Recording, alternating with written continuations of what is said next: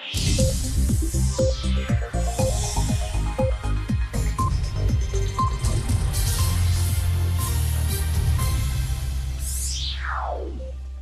ձեզ հարգելի հեռուստադիտողներ, Ֆակտոր TV-ն ուղիղ տեսակապով զրուցելու է այսպես Իսրայելում գտնվող իսրայելահայեր թերթի խմբագիր Արտյոմ Չեռնոմորյանի հետ։ Ողջույն, պարոն Չեռնոմորյան։ Ողջույն, բարև ձեզ։ Նախորդին Իսրայելը Բեյրութի ուղղությամբ օդային հարվածներ է հասցրել եւ ըստ իսրայելական կողմի թիրախը եղել է Հեզբոլայի զենքերի ստորգետնյա պահեստը։ Այս տեղեկությունը կարծես ռումբի պես պայթեց, հաշվի առնելով, որ Բայդենի եւ Նեթանյահուի միջև անցյալ շաբաթ հեռախոսազրույցից հետո եղել էր ըմբռնում, որ Բեյրութի ուղղությամբ օդային հարվածները ըստ էության պետք է նվազագույնի հասցվեն, քանի որ ԱՄՆ-ն է տվել երաշխիքներ, որ Իսրայելը կսահմանափակի այդ հարվածները, ինչու կրկին հարվածներ հասցվեցին եւ այս պահին այդ հակամարտությունը ինչ փուլում է։ Շնորհակալություն այս հնարավորության համար։ Տեսեք, ժամանակ առ ժամանակ Նեթանյահուն եւ Բայդենը խոսում են հեռախոսով եւ ինչպես գիտեք, վերջերս Նեթանյահուն արգելեց Իսրայելի պաշտպանության նախարարին մեկնել Ամերիկայի Միացյալ Նահանգներ, որոշակի այսպես խնդիրներ են առաջացել երկու կառավարությունների միջև։ Ամենայն դեպս կայացավ այդ հեռախոսազրույցը եւ սրան այո Նեթանյահուն ժամանակ առ ժամանակ խոստանում է, սակայն երբ որ Իսրայելի բանակը հնարավորություն է ստանում եւ ստանում է օպերատիվ մարտական տեղեկություններ հետախուզությունից, որ կոնկրետ բացահայտվել է այս կամ այն թիրախը, ուստի Նեթանյահուն այդքան շատ չի հետևում իր տված խոստումներին եւ կանաչ լույս է տալիս բանակին, որպեսզի հարվածեն Հեզբոլայի այս կամ այն շրջաններին։ Եվ իմ կարծիքով սա է եղել հերթական անգամ նման հարվածի ուրեմն առիթը, որ հետախուզությանը տվյալներ են հայտնի դարձել կոնկրետ Բեյրութի արվարձանում գտնվող Հեզբոլայի այս հրթիռային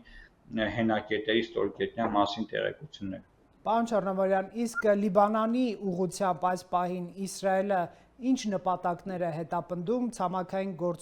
գործողության մասին էր հաղորդվել, արդյոք այդ երկրի տարածք վերցված է Իսրայելի ուժերի կողմից, թե ասենք միայն օդային հարվածներով է բավարարվում այս պայդրությամբ։ Ցավոք սրտի վերջին 1 տարվա ընթացքում իմ բոլոր կանխատեսումները մեկը մյուսի հետևից իրականացան։ Ես սկզբում ասում էի, որ Գազայի գոտի կմտնեն, չգիտեմ, մենք խոսել ենք միասին, կարծեմ շատ վաղուց այդ մասին, եւ սրան հաջորդեց այնուհետև Իսրայելի ուշադրությունը դեպի հյուսիս, քանի որ 1 տարի Իսրայելի հյուսիսային շրջանները հրաժարվում էին, այն ժամանակ էլ ասեցի, որ շատ հանգիստ Իսրայելը կմտնի Լիբանան եւ կարծես թե իմ վերլուծությունից 1 շաբաթ անց սա տեղի ունեցավ։ Իսրայելի հիմնական նպատակը մինչև Լիտանի գետը այս տարածքների մաքրումն է եւ Իսրայելի վարչապետ Նեթանյահուն հայտարարել է, որ շատ մեծ քանակությամբ ռուսական զենք զինամթերք է հայտնաբերվել Հեզբոլայի թաքստոցներից եւ թունելներից եւ բունկերներից, այսինքն Հեզբոլահը բավական լավ նախապատրաստված է եղել, որպեսզի Համասի հետ միաժամանակ մեկտեղ ներխուժի նաեւ Իսրայելի հյուսիսային շրջաններ, որը հրեական բանակը բարեբախտաբար կարողացավ կանխել եւ այդ մարդկանց գերեվարությունները եւ սպանությունները կարողացան առնվազն հյուսիսում կանխել։ Այս պահին, եթե չեմ սխալվում, 5 դիվիզիա արդեն գտնվում է Լիբանանում, 5-րդը մի քանի օր առաջ մուտք գործեց, ավելի ծանր հրետանային ու տանկային դիվիզիա է, թվերը ձեզ ոչինչ չեն ասի, այնտեղ մի քանի թվեր են ասում, սրանք այն հիմնականում Գազայի գոտում մարտերում թրծված քաղաքային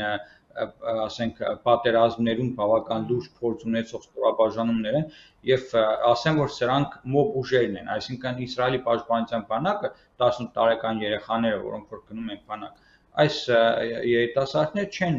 մասնակցում պատերազմներին, նրանք ուղղակի իրենց բազաներում սովորաբար ասենք իրենց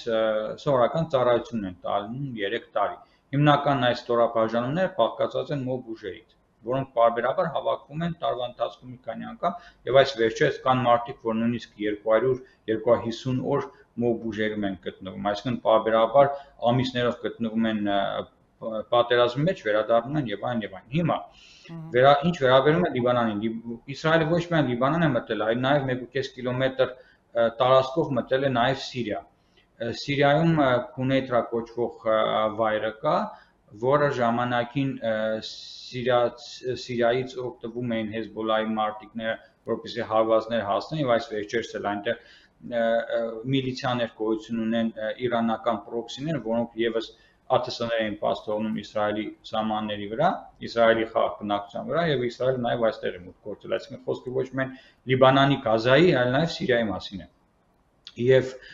հիմնական նպատակը մինչև Լիտանի գետի մաքրումն է, այս պահին 3 կիլոմետր են ընդամենը հրեական զորքերը մտել Լիբանան, եւ գիտեք ինչն է խնդիր, որ լիբանանյան բանակ իր ուժերը հետ է քաշել, այստեղ պատերազմ լիբանանյան բանակի հետ ընդհանրապես գոյություն չունի, հիմնական դիմադրող ուժը Հեզբոլահն է, բայց ի տարբերություն ես լսում եմ շատ, ասենք, զինվորների, մոբուժերի, մարդկանց, որոնց որ կամա-թե-ակամա հանդիպում ես կամ ճանաչում ես կամ խոսում ես հետները, ասում են, որ ասենք Գազայի գոտում Համասը շատ ավելի կատաղի դիմադրություն էր ցույց տալիս իսրայելյան բանակին, քան Հեզբոլահը Լիբանանում, որովհետև գիտեք հաջորդեց Հեզբոլահի այս փեջերային հարձակում, այնուհետև գրեթե ողջ ղեկավարությունը ոչնչացված է, բոլոր հրամանատարներ եւ այլն, եւ այսօր Հեզբոլահը փաստացի ղեկավարվում է Իրանից, այսինքն նույնիսկ տեղում հրամանատարներ բարձրաստիճան չունեն, որպեսզի մարտերը կարգավորեն, եւ այս թունելները մտնելով եւ այս քարտեզները հրեական զինվորների ձեռքերն են ընկնում, բոլոր այս իրենց մարտական տակտիկական ուրեմն պլանները եւ այլն, եւ տեսնում են, թե իրականում ինչպես է պատրաստված եղել Հեզբոլահը եւ ում օգնությամբ։ Այսինքն, պարոն Չեռնովորյան, կարելի է պնդել, որ Հեզբոլահը ըստ էության բավականին մեծ կորուստներ է կրել այդ ռազմաքաղաքական ղեկավարությանը Իսրայելի հասցրած հարվածից եւ արդյոք դա այսպես նաև այդ փեջերային հարձակումները բերել է ենթակառուցվածքի փլուզման Հեզբոլահի կառավարման համակարգ, հրամանատարական համակարգ, այսինքն ինչքանով է Իսրայելի բանակը զգում այս գործողության ժամանակ նրա ռազմաքաղաքական ղեկավարության ոչնչացված լինելու փաստը, այսինքն կառավարման վակուում գործողությունների չպլանավորվածություն կա այդ ամեն ինչը, ինչ է այդ իմաստով կատարվում։ Այս ամենը կար, ուղղակի խնդիրն այն է, որ նրանց միջև կապն էլ այսպես շատ ամուր չէ, որքանով որ մենք հասկանում ենք, ասենք գրոհայինների եւ իրենց հրամանատարության միջև, բայց անկախ ամեն ինչից Հեզբոլահը օրական կտրվածքով այս տարիների ընթացքում 2006 թվականից, երբ որ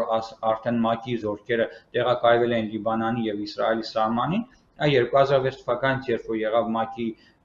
այս բանաձևը, օգոստոս ամսին 2006 թվականին, այս բանաձևից հետո Լիբանանում պետք է ստեղծվեր, ասենքն Լիբանանյան բանակը պետք է գար եւ կանգներ հարավային շրջաններում եւ չթողներ, որ Հեզբոլահը մուտք գործեր այս շրջաններ եւ ՄԱԿ-ի բանակն են, ՄԱԿ-ի խաղաղապահ ուժերն են, պետք է այդ խաղաղությունը ապահովեն, բայց փաստացի հակառակը տեղ ունեցավ, Լիբանանյան բանակը այստեղ չեկավ, միայն Հեզբոլահն իր բանակով եկավ եւ ՄԱԿ-ի զորքերի հետևում սկսեցին իրենց հենակետերը, հրթիռային հենակետերը կառուցել եւ ամրացնել տարածքը եւ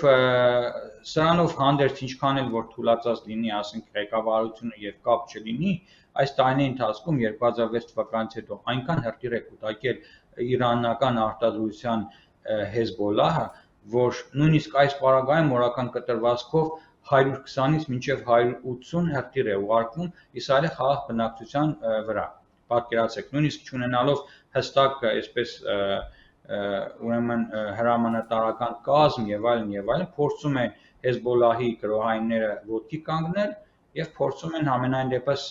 գրոհները Իսրայելի նկատմամբ շարունակել։ Հիմա խնդիրը ո՞րն է։ Խնդիրն այն է, որ սրանք հիմնականում հիմա գրոհում են ոչ միայն նռնականետներով, ականանետերով կամ այսպես տնային պայմաններում, գարաժներում, պահեստներում կառուցված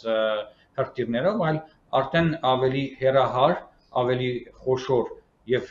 նաեւ բալիստիկ հրթիռներով, որոնց խոցումը շատ ավելի բարդ է Իսրայելի համար դարձել եւ չկա աշխարհում որևէ բանակ, որ 100%-անոց կարող է արդյունք գրանցել բալիստիկ հրթիռների խոցման հետ կապված, սրանք ինչ տակտիկա են ընտրել, 1 տարի շարունակ օրական կտրվածքով 100-ից մինչև 200-250 հրթիռ ուղարկել են Իսրայելի տարածքի վրա, այն հույսով, որ Իսրայելի այդ շատ թանկարժեք հրթիռային համակարգը ճակ կտա, այսինքն ուղղակի հրթիռները կվերջանան, դուք պատկերացեք, ասենք վերցրել են, ենթադրենք հենասյունի խողովակը կտրել են, ուղղակի զոդման եղանակով թևեր են հրթիռին այսպես կպցրել եւ այնքան որ սահմանը անցնի խոշոր հրթիռը, հա, պատկերացեք այսպես շատ էժանագին եւ սրան այս հրթիռը խոցվում է շատ թանկարժեք, ասենք 100,000 արժողությամբ երկաթյա գմբեթով կամ $1 միլիոն արժողությամբ խեց 3 համակարգով, այսինքն արդեն բալիստիկ հրթիռների մասին է խոսքը եւ Իսրայելը ասենք պատկերացեք այդ հրթիռների քանակը, որ Ամերիկայի Միացյալ Նահանգները իր հսկայական ծավալներով, ռազմական մատակարարումներով հանդերձ այժմ հենց այս պահին արդեն թաատ համակարգերն է բերել եւ տեղադրել է Իսրայելի հյուսիսում, հասկանալով, որ վերջին իրանական հարձակումը Իսրայելը չկարողացավ 100%-ով հետ մղել։ Այսինքն Միացյալ Նահանգները օգնության հասավ ըստ էության Իսրայելին այդ այո, ըստ էության օգնության հասել եւ հիմա թաատ համակարգերը սրանք իսրայելյան խեց համակարգերին համազոր համակարգեր են եւ նաեւ շատ թանկարժեք են, ասենք Patriot համակարգից 1 աստիճան ցածր են, միջին սրանք մթնոլորտից անցնում են մթնոլորտի շեմը եւ արդեն մթնոլորտից վերև խոցում են բալիստիկ հրթիռները եւ ասենք անօդաչու եւ օդաչուներով թռչող սարքերը, ինքնաթիռներ եւ այլն։ Շատ լավ։ Փաստորեն փորձագետները բավականին հոռետեսական կանխատեսումներ ունեն մերձավոր արևելքում էսկալացիայի ավելի բռնկման վերաբերյալ, հատկապես երբ որ ըստ էության սպասվում է Իսրայելի պատասխան հարվածը Իրանին եւ այստեղ բավականին շատ կանխատեսումներ են եղել, որ հարվածներ կասվեն նավթային օբյեկտներին, թեև նաև հաղորդվում էր, որ Ջո Բայդենը Իսրայելին զգուշացրել է նավթային օբյեկտներին Իրանի հարվածելուց զերծ մնալ, դա փաստորեն աշխարհի խոշոր արդյունահանող երկրներից մեկն է, բայց առավել այսպես վատատեսական գնահատականները այն են, վատատեսական են իմաստով, որ կարող է էսկալացիան ավելի մեծ ծավալ ստանալ, հնարավոր է հարձակման ենթարկվեն Իրանի միջուկային ենթակառուցվածքները, դե Իրանն էլ իր հերթին զգուշացնում է պատասխան հարվածի մասին, այդ Իսրայելը արդյոք նման մտադրությունների մասին գոնե հրապարակային հաղորդում է, թե ցանկացած պահի անակնկալ կարող է լինել եւ ինչու ոչ նաեւ միջուկային ենթակառուցվածքները Իրանի խոցվեն։ Ես այս հարցին արդեն մի քանի օր է փորձում եմ տարբեր լրատվամիջոցներին տրված իմ հարցազրույցներում մեկնաբանել։ Խնդիրն այն է, որ Իսրայելում գրեթե յուրաքանչյուր օր տեղի են ունենում Իսրայելի ռազմական ուրեմն հրամանատարության եւ քաղաքական հրամանատարության հանդիպումներն ու վերլուծությունները, թե ինչպիսի հնարավոր հարվածներ կարող է Իսրայելը ի պատասխան հասցնել Իրան։ Տեսեք, եկեք միասին փորձենք հասկանալ։ 2 օր առաջ Washington Post-ը բավականին լայն ուրեմն հոդվածով հանդես եկավ, որով մեկնաբանում էր, որ Իսրայելը հնարավոր է որ չհարվածի ընդհանրապես միջուկային ուրեմն օբյեկտներին Իրան։ Ես ուրեմն հիմա փորձենք միասին հասկանալ։ Իսրայելը փոքր պետություն է, բայց Իրանը հսկայածավալ տարածքներ ունի եւ Իսրայելը չունի այն ավիացիան եւ հատկապես Իսրայելը չունի, ասենք, խոշոր ինքնաթիռներ, որոնք կարող են խոշոր ռումբեր կրել, այսինքն եւ սրանով պայմանավորված Իսրայելին անմիջական Ամերիկայի Միացյալ Նահանգների օգնությունն է պետք, եթե որոշում կայացվի հարվածել Իսրայելի եւ Ամերիկայի Միացյալ ուժերի կողմից Իրանի միջուկային ուրեմն ծրագրերի։ Ամերիկայի Միացյալ Նահանգներում չմոռանանք, որ ընտրություններ են եւ Բայդենը վստահաբար չի ուզենա էսկալացիայի շատ ավելի խորացում եւ ավելի նոր մերձավոր արևելքում նոր պատերազմի բռնկում եւ սրա այդ պայմանավորված Ամերիկայի Միացյալ Նահանգները չի մասնակցելու Իսրայելի հնարավոր հարվածներին Իրանին։ Սա առաջին, երկրորդը նավթային խնդիրներ կապված։ Նախ Իրանը զգուշացրել է Պարսից ծոցի երկրներին, որ եթե դուք ձեր օդային տարածքները տակ Իսրայելին մեծ հարվածներ հասցնելու համար, ապա մենք կխոցենք ձեր նավթային, ուրեմն նավթահորերը, ձեր նավթային ենթակառուցվածքները, եւ սրա հետ պայմանավորված մոտ 4-5 օր առաջ ուրեմն Էմիրատները, Կատարը եւ Սաուդյան Արաբիան փակել են Իսրայելի հնարավոր ռազմական օպերացիաների համար իրենց օդային տարածքը։ Սա երկուս։ Երրորդը Ամերիկայի Միացյալ Նահանգներում ընտրությունների նախորդին, եթե հանկարծ Իսրայելը հարվածի Իրանի նավթային բազաներին, նավահանգիստներին կամ նավթային ենթակառուցվածքներին, անմիջապես ողջ աշխարհում բենզինի գինը կավելանա, նավթը կթանկանա, իսկ դեմոկրատներին այս պահին ընդհանրապես պետք չի, որ նույնիսկ 1 ցենտով բենզինը Ամերիկայում թանկանա։ Աշխարհում ինչ էլ որ տեղի ունենա, եթե ամերիկացու գրպանին ընտրություններից առաջ խփես, բենզինը թանկացնես, հաստատ մեր դեմոկրատները հաղթանակ չեն տանի ընտրություններում։ Սա 3։ Չորրորդը հիմնական այն որ Իսրայելում վերլուծաբաններն են խոսում եւ նույնիսկ Washington Post-ն է իր անանուն աղբյուրներին հղումներ կատարելով ասում, որ ամենայն դեպս Ամերիկայի Միացյալ Նահանգները գուցե այսպես ճակերտավոր թույլտվություն է տվել Իսրայելին հարվածել Իրանի, այսինքն հեղափոխական պահապանների կորպուսի հիմնական խոշոր ռազմաբազաներին, ինչու՞ չէ նաև հրթիռային հենակետերին եւ այդ հրթիռային պահեստներին։ Այսա շատ կարելի է համարել հավանական հարձակում, հնարավոր հարձակում, վստահեցնում եմ ձեզ, որ նույնիսկ բոլոր տեղեկատվական տեխնոլոգիաներն օգտագործելով Իսրայելը շատ լավ տեղյակ է թե այս պահապանների կորպուսը որտեղ ինչպիսի հրթիռային համակարգեր ունի, ինչ քանակությամբ բալիստիկ հրթիռներ ունի եւ ամենակարևոր այդ բալիստիկ ուրեմն հրթիռների շախտաների կամ այդ շարժական մեքենաների այդ համակարգերի վերացումն է, այլ ոչ թե հենց կոնկրետ բալիստիկ հրթիռների եւ կարծում եմ, որ Իսրայելն արդեն իր թիրախները ունի մատնանշած։ Հիմա այստեղ տրամաբանական հարց. երբ է Իսրայելը հասցնելու այս հարվածը։ Երբ որ Ամերիկայի Միացյալ Նահանգներում նոյեմբերին արդեն ընտրություններ են, շատ քիչ ժամանակ է մնացել, այսօր էլ հոկտեմբերի 17-ն է։ Ինչպես է Իսրայելը պատասխանելու։ Ինչպես ասում են, այս հրթիռային պինգ-պոնգը հիմա գնդակը պինգ-պոնգի գտնվում է Իսրայելի դաշտում, հա, ինչ ենք անելու, ինչպես ենք պաշտպանվելու կամ ինչպես է Իսրայելը պատասխանելու։ Հիմա այս պահին Իսրայելում Սուկոտի տոնն է, այսինքն մրգերի բերքահավաքի աշնանային տոն, որ մարդիկ դրսում, ասենք, սպիտակ վրաններ են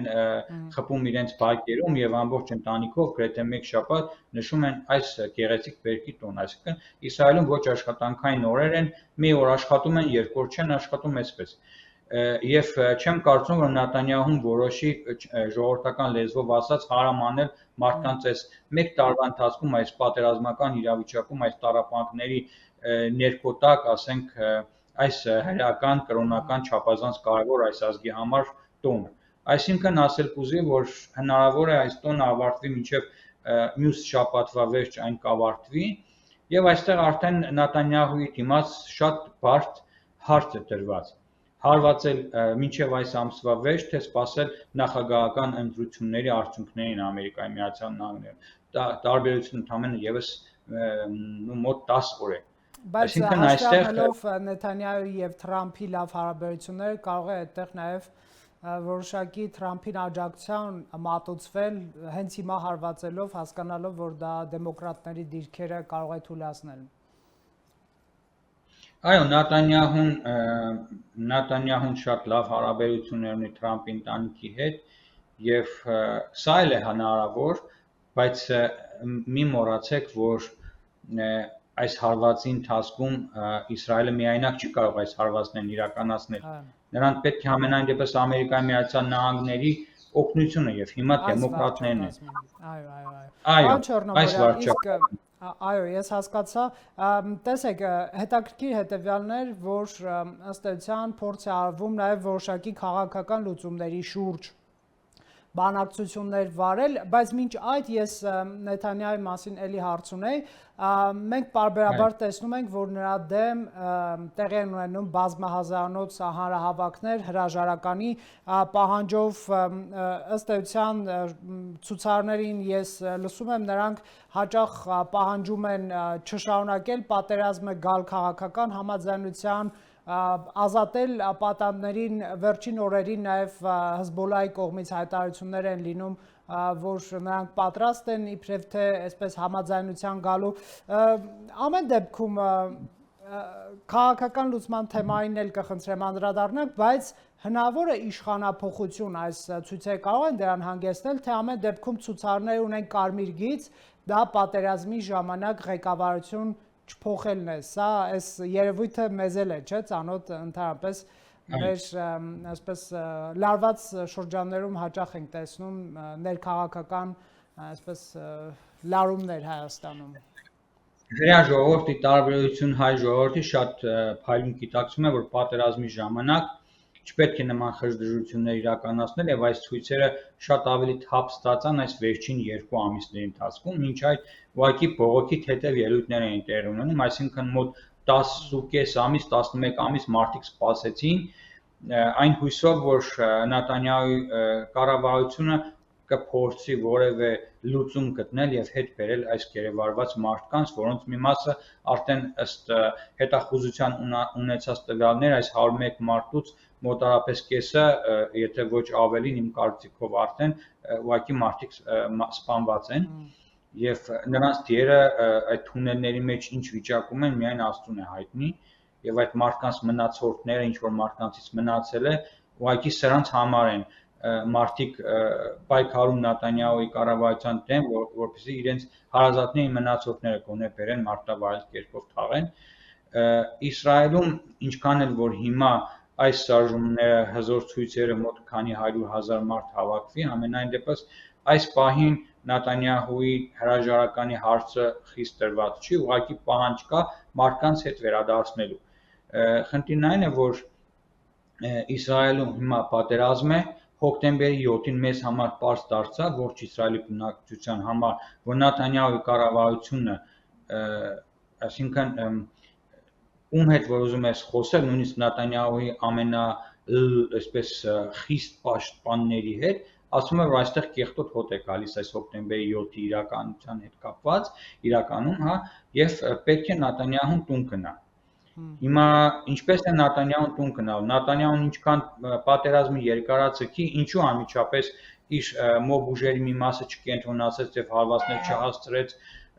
ասենք Հեզբոլլահին եւ թողեց որ 1 տարի Հեզբոլլահը իր նռնականետներով եւ RPG-ներով ուղղակի քանդի Իսրայելի հարակից մինչեւ 5-6 կիլոմետր հարակից Լիբանանի ողջ այդ բնակավայրերը, որ Հեզբոլլահը քանդի։ Այսինքն բազմաթիվ հարցեր կան, որ մարդիկ դեռ ուղում են ու այս պատասխանները Նեթանյահուն դեռ չի կարող տալ, ուղղակի անընդհատ իր ելույթներում համախմբվածության, եղբայրության, այսպիսի կոչերով է հանդես գալիս։ Սա առաջինը։ Այսինքն ոչ Թել Ավիվը, երբ որ մեկնում ես նույնիսկ YouTube-յան ալիքներով ինչ որ մի տեսանյութ ես ուզում դիտել, անընդհատ այսպես բարձրանում են փոքրիկ այսպես հաղորդագրություններ Նեթանյահուի դեմքով հոկտեմբերի 7 եւ այլն, որ դու ես ղեկավարը, դու ես պատասխանատու, դու ես մեղավորը, այսինքն այս ամբողջը տեղի ունենում նույնիսկ Թել Ավիվում ավտոբուսների ուրեմն կանգառներում Նեթանյահուի դեմքը կպցված է, շատ տեղեր եմ տեսել, այդ աղբարկղերի վրա Նեթանյահուի դեմքն է կպցված, պատկերացրեք ողջ փողոցներում հետբեր մարդկանց եւ այլն, այս շարժումը բավական հզոր է, բայց այս պահին իշխանափոխություն, փոխել կառավարություն, նոր կոալիցիոն կառավարություն այս պահին հрьяաները չեն ուզում, ամենակարևորը հաղթանակն է այս ժողովրդի համար, այս երկրի համար, հետո Նեթանյահուի հարցերը ազգովի նրանք կլուծեն։ Ինչ վերաբերում է ձեր երկրորդ հարցին քաղաքական, Տեսեք, ուրեմն Որովհետև նեղություն այստեղ մի տեղեկություն էլ մեր հեռուստադիտողներին հայտնենք, որ նախորդին ըստ էության Բրյուսելում հավաքվել են արաբական ծոցի երկրների բարձրաստիճան պաշտոնյաներ եւ ըստ էության պաշտոնական Բրյուսելը եւ Եվրամիությունը ակնկալում էր, որ այս երկրները ջանքեր կներդնեն հնարավոր քաղաքական համաձայնության վերաբերյալ, իսկ Իրանի արտգործնախարար Արաղչին չորեքշաբթի ուշ երեկոյան ըստ էության Կահիրեում է եւ սա նրա ընդհանրապես Իրանի ԱԳ նախարարի վերջին տարիների առաջին այցն է Եգիպտոս, էլի Իսրայելի հետ ավելի լայն առճակատման մտահոգությունների ֆոնին է այս այցը տեղի ունենում եւ քանի որ արդեն քաղաքական լուծումների հավանականությանն են գալիս, կուզեի անդրադառնալ նաեւ այն հարցին, բացի այս դիվանագիտական շփումները բանակցությունները, նաև ինչու Իսրայելը չի համաձայնվում երկու պետություն սկզբունքի կիրառմանը, որին կողմ է նաև նույն Միացյալ Նահանգները եւ շատ ու շատ երկրներ։ Ուրեմն սկսենք քաղաքական ձեր այս հարցադրումներից։ Նախ տեսեք, Գազայի գոտում 1 տարի պատերազմը շարունակվում է։ Այսօրվա դրությամբ Եգիպտոսի սահմանը Գազայի բնակիչների համար փակ է։ Լիբանը եւ Հորդանանի թագավորության սահմանը Գազայի գոտի բնակիչների համար փակ է։ Այստեղ հարց է առաջանում, ինչքան էլ արաբական լիգա երկրները հավաքվեն, բանախոսեն, խոսեն ու քննարկեն, փաստացի այսօրվա դրությամբ չկա որևէ մի արաբական երկիր, որը Գազայի խեղճ ժողովրդին պատրաստ կլինի օգնելու, աջակցելու նոր կառավարություն ձևավորելու հետ կապված։ Վերջերս հանդիպում էր տեղի ունեցել ուրեմն Համասի ղեկավարության, այս ահաբեկչական կազմակերպության, որը ասենք արևմուտքում Համասը Հեզբոլլահը, ես ուզում եմ որ մեր հայ հեռուստադիտողը անընդհատ հիշի, որ Համասն ու Հեզբոլլահը ողջ արևմտյան աշխարհում ընկալվում են որպես տերորիստական ահաբեկչական կազմակերպություններ, որպեսզի սա չներկայացվի որպես արաբ ժողովրդի ազգային ազատագրական պայքար եւ այլն եւ այլն։ Չնայած այդ պայքարը կա արաբ ժողովրդի իր անկախության եւ այլն, սակայն սա ուրիշ օպերայից հարցեր է, որովհետեւ այստեղ Իրանն է, որը ստեղծել է կրակի օղակ Իսրայելի կոկորդին, սկսած Եմենի, ասենք, հութիներից, Հեզբոլլահից, սիրիական միլիցիայից իրանական եւ Համասից Գազայի գոտում եւ ջիհադ իսլամին էլ էլի Գազայի գոտում։ Այսինքն այնքան այսպես պրոիրանական հրեողակ է ստեղծել Իսրայելի վզին, որ ուշտեշուր այս պետությունը իր ատամները ցույց էր տալու այս հարցը ինչ որ մի կերպ փորձելով նույն ռազմական ճանապարհով լուծել։ Այժմ հարց է ցակում, թե որն է ելքը։ Այդ ենթադրենք Գազայի գոտուց վերցնենք մինչ Լիբանանին անդրադառնալը, որն է ելքը։ Ինչ ի վերջո տարբերակով կարելի է այս խնդիրը լուծել։ Որքանով որ ես հասկանում եմ արաբական ուրեմն մամուլից արաբները Իրանի հետ այս հարցում համաձայն չեն։ Այսինքն այն պետությունները արաբական, որոնք ըստ էության թույլ են, Իրանը կարողացել է այս պետությունները քանդել, խարխլել եւ գրավել ղեկավարությունը այնտեղ, ինչպես օրինակ Լիբանանը։ Լիբանանի երբեմն 30% քրիստոնեական պետություն համարվող եւ Մեծավոր Արևելքի Փարիզը համարվող Բեյրութը այսօր տեսեք ինչ վիճակի մեջ է հայտնվել հայտնի Հեզբոլլահի կրոայների Խարիրիի սպանությամբ եւ այլն։ Այսինքն Լիբանանում չկա բանակ, չկա նորմալ կառավարություն, այս պետությունը ղեկավարվում է Իրանի կողմից, Իրանի ղեկավարված Հեզբոլլահի կողմից։ Հիմա Հեզբոլլահի կրոայներն էլ չկան, անմիջապես այս պետությունը ղեկավարվում է Իրանի կողմից։ Այսինքն արաբական պետությունները չեն կարող այս մտքի հետ համակերպել, որ արաբական պետությունները շիա մահմեդականները եկել են, ոչ սունիները սկսում են իրենց քթի տակ նման, ասենք, ագրեսիվ կերպով քաղաքականություն վարել։ Այս պայմանությամբ ինձ թվում է, որ հենց ձեր ասած երկու պետություն եւ մայրաքաղաք եւ այլն, այս հարցն է ամերիկյան սեղանին դրված, այսինքն իմ կարծիքով հարցը ոչ միայն այս փոքրիկ շերտն է Գազայի գոտու, այլ նաեւ ոչ պաղեստինյան ինքնավար մարզի եւ ընդհանուր խաղաղության բանաձև գտնելու մեջ է բանալին։ Այսինքն Երուսաղեմի մի մասի գուցե արևելյան Երուսաղեմի մայրաքաղաք դարձնելով արևելյան Երուսաղեմի եւ Գազայի գոտին միավորելով Ռամալլային եւ այն տարածքներին Պաղեստինյան, որոնք կան այս ինքնավարության, գտնելով որոշակի այսպես լուծում։ Բայց խնդիրն այն է, որ քանի որևէ մի արաբական պետություն այսպես չի իր ժողովրդի լեզվով ասած չի վերցրել խավորությունը իր վրա այս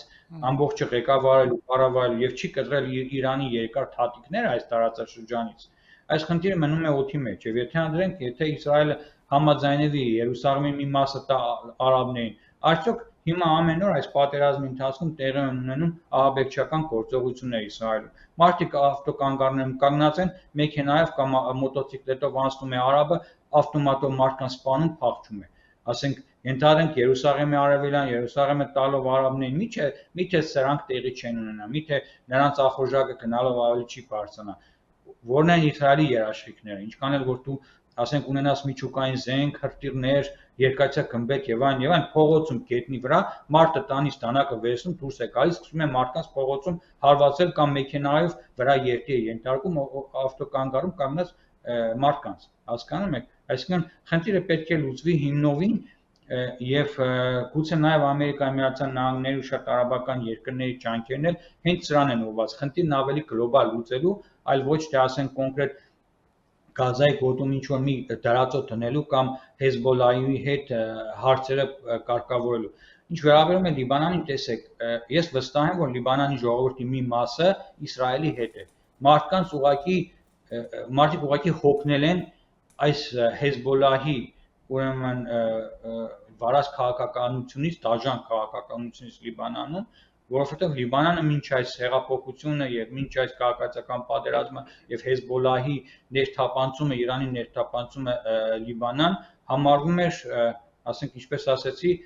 Փարիզ, Մերձավոր Արևելքի Փարիզը իր ազատ ապրելակերպով եւ այստեղ նաեւ հայկական համայնքները այդ թվերին շատ մեծ ուրեմն դեր կատարում այս երկրի ուրեմն կյանքում փաստացի ինչ արեցին, քանդեցին երկիրը պետություն չունի, բանակ չունի, ոչ մի բան չունի, դրա համար էլ ասենք ենթադրենք, եթե սա ազգային ազատագրական պայքար է Իսրայելի օկուպանտների դեմ, ինչու արաբ ժողովուրդը զենք չի վերցնում, ավտոմատ չի վերցնում, կա Իսրայելի բանակի հետ կռվի, չկա այս ամենը, իսկ Հեզբոլլահի բանակներն են փախել են իրենց այդ թունելները, փախել են իրենց ընտանիքներին, դուրս են բերել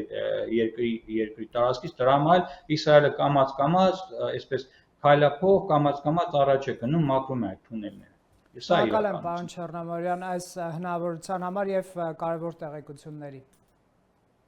Ես էլ եմ շնորհակալ, Հարգելի Աստված մեզ խաղաղություն։ Շնորհակալություն անպայման շնորհակալ եմ։